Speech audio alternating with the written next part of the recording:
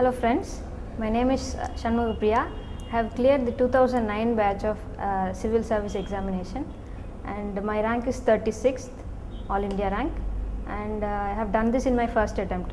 I would like to talk to civil service aspirants on how to crack the civil service examination in the first attempt.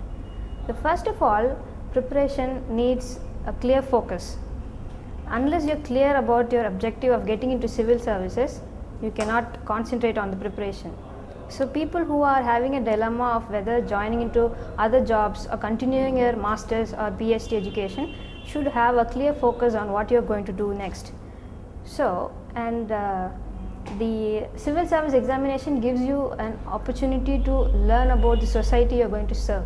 During the preparation stage itself, you learn about a lot of things about the society you are going to serve in.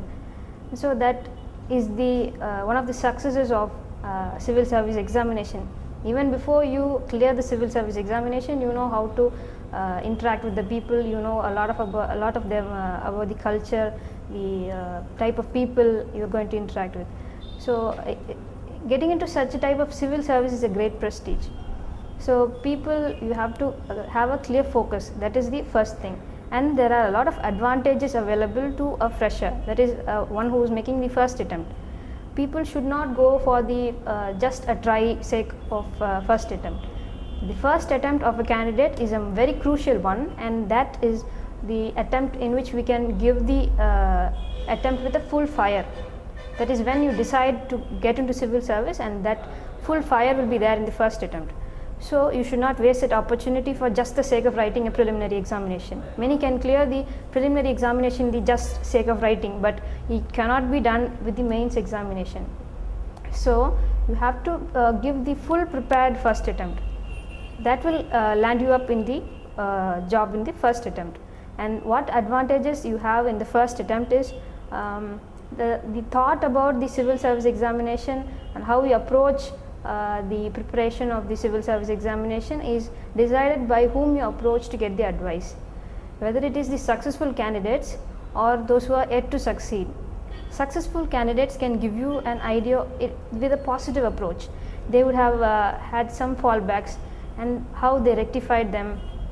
All these they can they can tell you with a positive approach. So that will help you to approach the exams in a more positive way.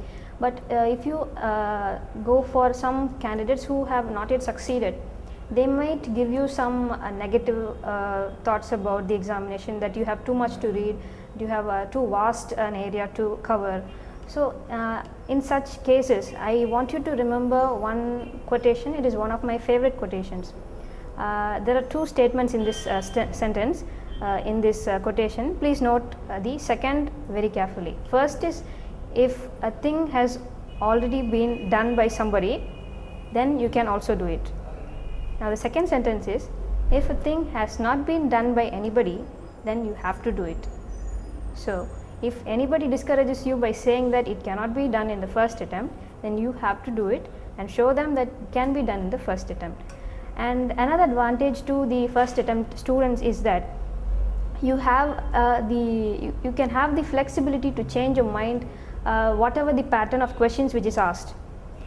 People who have done 2 or 3 attempts, they have a formed mindset in their, they have a mindset which says that you have to prepare in such a way, the questions will be in this from these areas. Even if I omit such a section, I can score in other section. But for fresh attempts, you don't have such flexibility. You have to concentrate on every aspect of the paper. The syllabus is very fair, and the question papers are set in very transparent manner, and then the questions are never out of syllabus.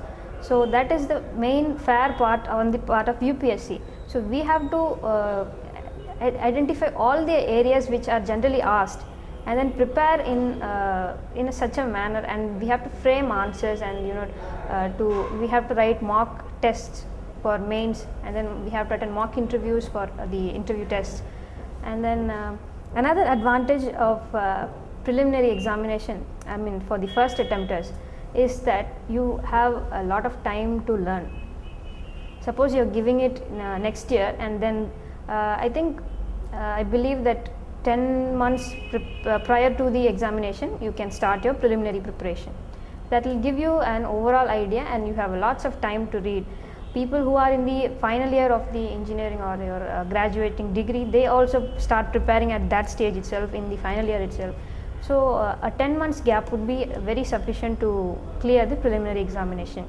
And then we have to consider this civil service exam as a long term journey. If suppose it's a 1,000-kilometer journey, we cannot travel that journey in one step. One step cannot cover 1,000 kilometers at a time. We have to cover the 1,000-kilometer journey step by step, and each step should be directed towards your goal. Suppose you are starting with the preliminary, and then your only aim for that 5 months or 6 months should be your preliminary. Do not think about your main exam at that time. For the preliminary, the concept is very clear. The question is given, and all the answers are also given. You need to pick the correct answer and the most closest answer among the 4. But in the mains exam, it is not so. Only the question is given, and you have the freedom to write whatever answer you want, and put forth your ideas.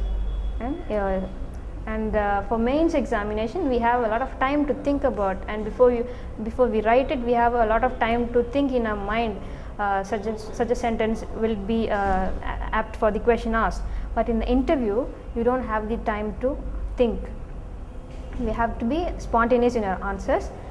For that spontaneity to come to you in the first attempt, you have to be clear in your opinion formation.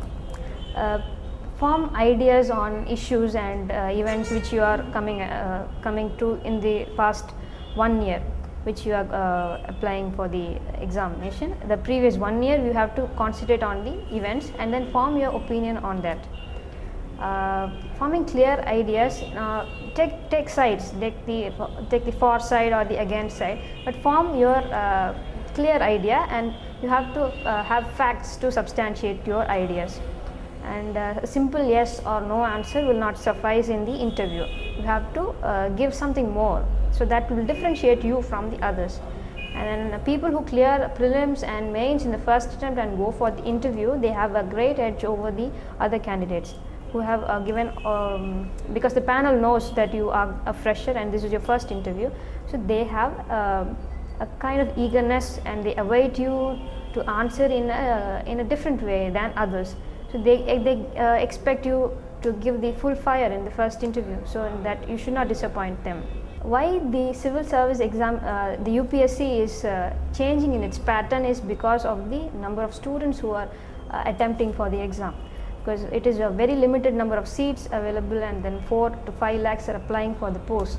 So the competition demands the UPSC to change the pattern, and that is why they are changing it often. On in 2 to 3 years, they keep changing the pattern how they ask.